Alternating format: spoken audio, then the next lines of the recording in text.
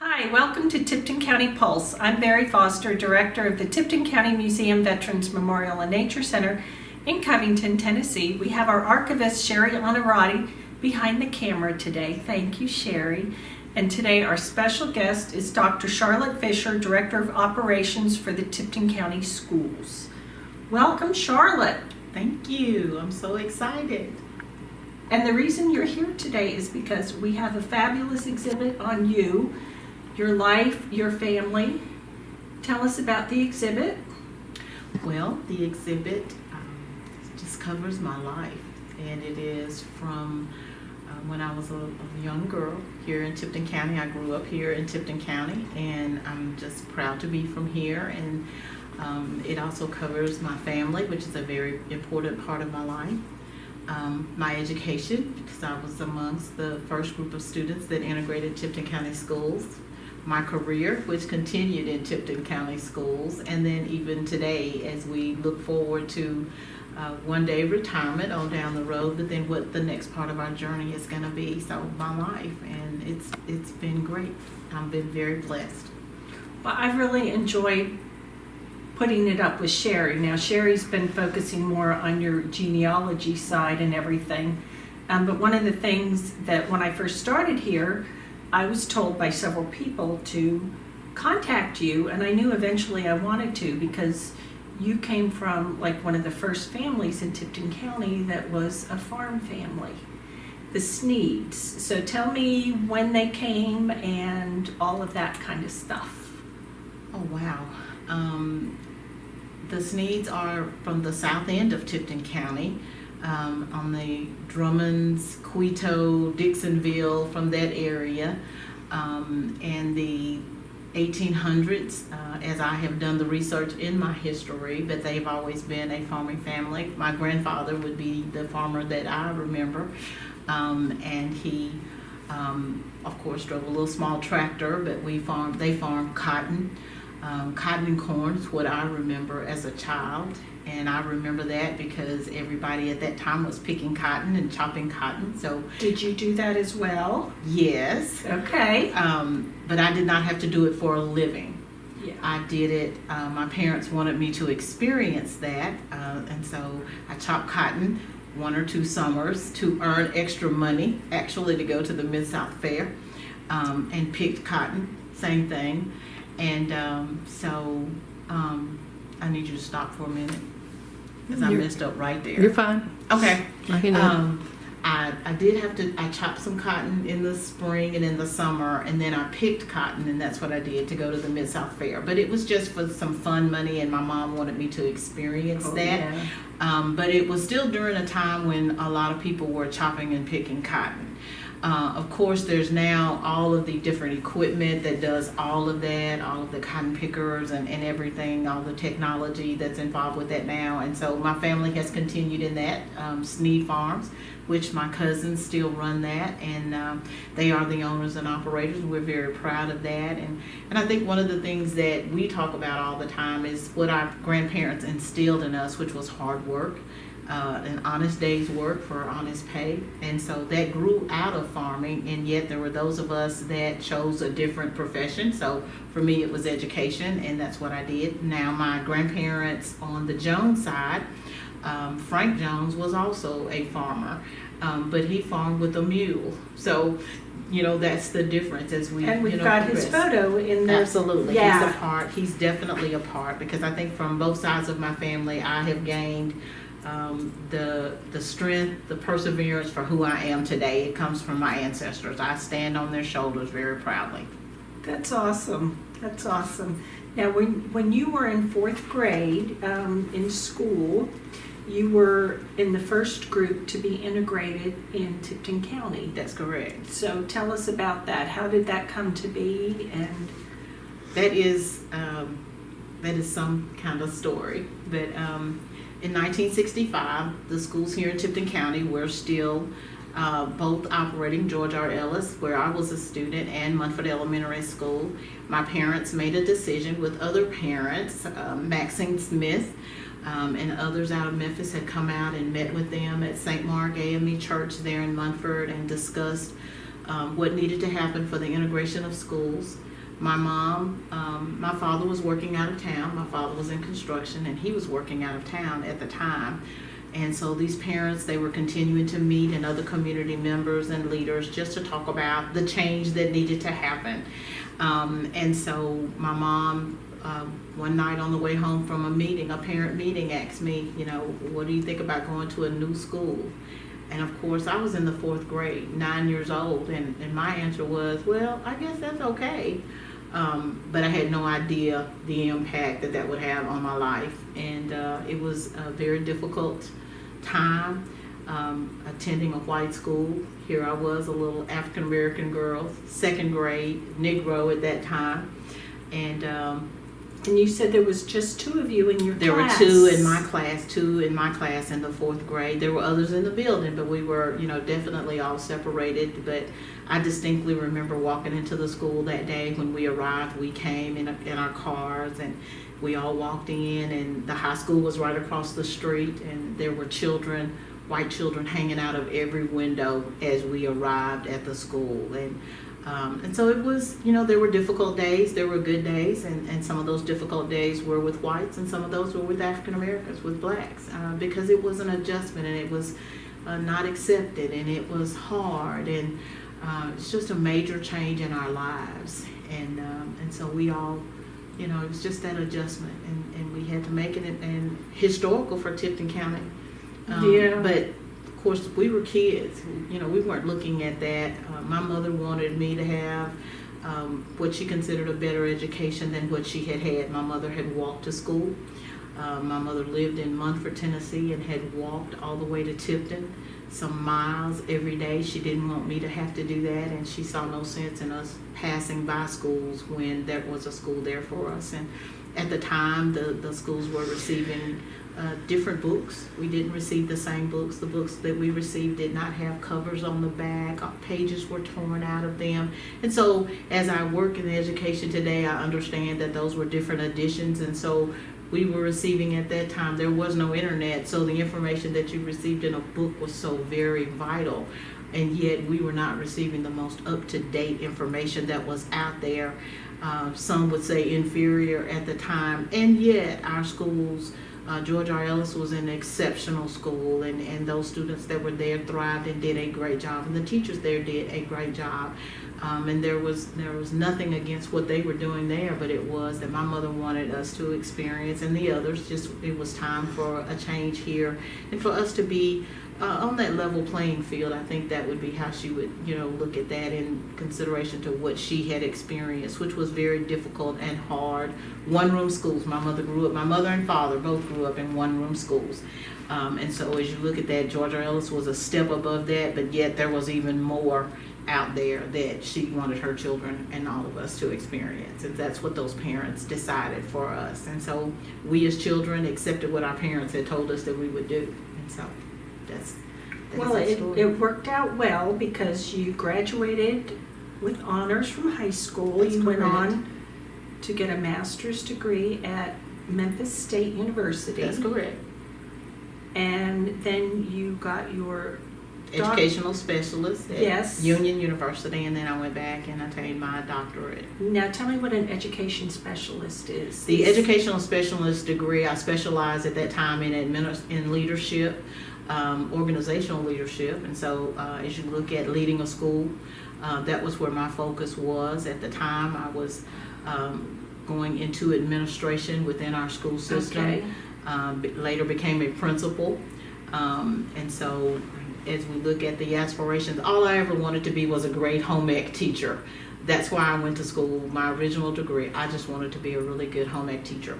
But there are definitely different individuals that come into your life, different things that happen, and you learn. And leadership was something that I have worked on and become more proficient at. I will say that. I enjoy leading. I enjoy empowering other people, and so that's what the leadership, that's what that did for me in the educational specialist. When I began working on my doctorate, I was in the midst of becoming a principal at Atoka Elementary School, and continued that work which that's a terminal degree. I mean, that was a lot of hard work and a lot of discipline, but You had, when we talked before this, you said it was an incredible journey. it was an getting incredible. your doctorate. Yeah. It is writing a book.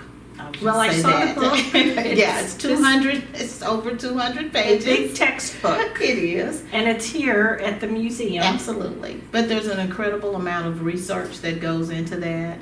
And I chose a topic about women. I have always been very curious about women throughout my life. And so I think that's my passion, is working with women. And so when I look at just how throughout life, the women that impacted my life, I've had many women that impacted my life. And I want to help women. That's something that I choose to do. And so when you do begin the research of looking at education, and the majority of the workforce in schools are women, but those that lead schools, especially from the 70s to about the 90s, were not always women. And so that was a curiosity for me in terms of why are women not leading schools, especially at the secondary level. And also when we look at superintendents, not as many women are in that area as well. And so those are just some things that I wanted to know the why. I shared with Sherry that my grandmothers used to tell me, and their term was I was forward, because I always asked questions. I always wanted to know why. Why is that? And I still have that curiosity. I still ask those questions as to why, and I think that's what we have to do if we really want to dig deeper and find out what's really going on. So I hope I answered that question. Yeah, you did. You Okay, did. good. What made you decide to explore your genealogy? My family history is so important to me. It is who I am, and I have to know. I have to know the people whose shoulders I stand on. The people that are in my history. My great grandmother's name is 13 Malone. I want to know about her, because that helps me to know who I am. And I think for many African Americans, I can't say where I came from. I can't say what country. Yes, I'm assuming Africa, but I can't just say what part of Africa. So when I think about the Sneed side of me, they were farmers. They love I have a cousin, he loves dirt. So when you think about that, that's who I am. That's a part of me. But what else is there? When I look at my Jones side, my grandmother was a very strong woman, persevered, and I'm that strength. Yet I want to know who they were. And there's not a lot of history that's left in our families, because oftentimes we move from place to place, or individuals just didn't keep all of that information. So I began digging just by going and visiting older relatives and asking questions. Now, how old were you when you started figuring that out, that this was important to you and you needed to get this story straight? I was an adult. So, but you came in with that notebook and you had copies I of have researched. I'm the stuff researcher. that you've gotten from the courthouse. Exactly. I've gone, I would say I was like 30 years old. Okay. And we have family reunions. And when we're having a family reunion, that's part of what we want to know about. We want to know the history, but I want my grandchildren to know their history. It's important for my granddaughter, Brianna Grace, who is 13 years old, to know what her history is. Where do you get this height from? Where do you get the strength or the courage, the tenacity, whatever it is? Where do you get this from? Your outspoken ability, your intellectual ability. All of these are different things. They're the traits, I think, that come from our families. And so when I say I stand on the shoulders of, I have family members that went through a lot, that sacrificed a lot so that I could do the things that I do today. I always want to pay tribute to what they have done for me. My journey is great. It's been great. but it is not anything that I've done alone. All of my family, we know that the Lord has blessed our lives, and so I attribute my success to the blessings that the Lord has given me. But that's something else that came through my family. My mother was raised as a Methodist. My dad was raised as a Baptist, so I know both sides. But I was raised in the church and raised to pray, to thank the Lord for the blessings. And so that's part of my history as well. So when we talk about family, my genealogy is not just about my Sneed family and my Jones family. It's also about my church family. St. Mark Church, I've been a member of all my life, founded in 1872. I shared this with Sherry as well. There are few people that enjoy going to the cemetery, but that's one of those things that I enjoy. Sherry enjoys that too. Yeah, she but does. That's where the history is. Yeah. Is there. It's there. And I just think it's important for us to share that with families, but to know it for yourself. And so one of my goals is to write those books. I want to write my Jones family history, the Sneed family history, and my church history to connect the dots. Well, Sherry spent this week creating your family tree, which is out there, and Sherry's awesome. She can get online and she has all these sources and all that kind of stuff. And as people come here, I want them to know that we do have magnifying glasses available. So, because you're probably going to have some of your relatives or somebody's going to come in and say, oh, they're my kin too. And we want that. We want people to come in. It goes further. I want to thank Sherry because I've had some aha moments as I shared just a bit of the story that a great aunt shared about my great-great-grandfather who came back from the war. Well, Sherry found him. And so, I'm just like, I was calling people saying, oh my God, we found him. That's real. That's real. And, for many African Americans, that's not real. They don't know. But it's just the bit of a story and you connect the dots. But the dots are important. I think that's the most important. They are important for us. They are. Well, I enjoyed when you and Sherry were going over your genealogy and you talked about, I don't think it was 13, but it was someone else who was a midwife. Margaret Bowman. And, I just see so much of you and her because being a midwife, you're helping women. Right. That's what you do and that's who you are. You're out here helping women in the community. So it just passes from generation to generation. And I had not looked at it in that way at all until you shared that. But yeah, she was a midwife, and my great Aunt Dale, she shared that. The picture was there under glass, and I was like, well, who is this? And, she said, Gail, that's my grandmother. And I said, well, tell me about her. And she said, well, she rode a horse. She rode a horse side saddle. She delivered babies. Well, that's all I got until I went to the courthouse and was researching the records, and there her name was, delivering babies. And I was like, oh my God, that's her. So it's those kinds of things that we need to know about our family and then share that with, with the children that are coming along. And not only our children, but just the community people. There's so much history within all of us, and it's buried and gone, and it's not shared, and it's important for us, I think, to share and to share that across races. It's not just about now. It's important to me, but it's important for our community to know.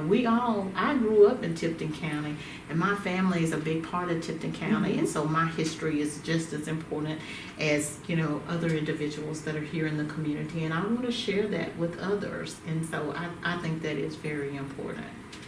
Thank you. I do too, and that's why we have this exhibit. Tell me about your future. And I asked you that first day I went to your office, and I think you were surprised I asked you that. Yeah. So tell me about your future. I am working in my 32nd year in education, and that's great. Tipton County Schools has been so very good to me. But throughout my career, I've always found the time to volunteer, to work with my Boys and Girls Club. I work with Top Ladies of Distinction, which are service organizations. So I've always wanted to give back. I work with the food pantry, my church. We're always looking for volunteer efforts. But I'm always looking for the women parents. I'm able to do that through the school. Mothers that are in need of resources, that don't know quite how to manipulate the system. They don't know where the resources are, or maybe they haven't had the time to access those resources.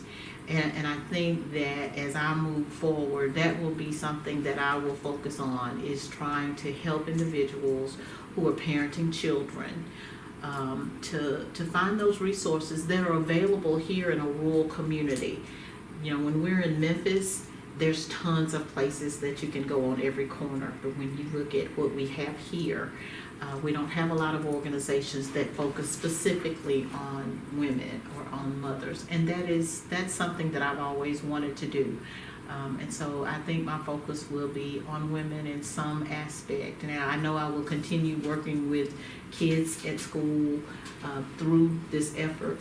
I don't think I'll ever, I've been playing school since I was a little girl, so I don't think I'll ever stop playing school.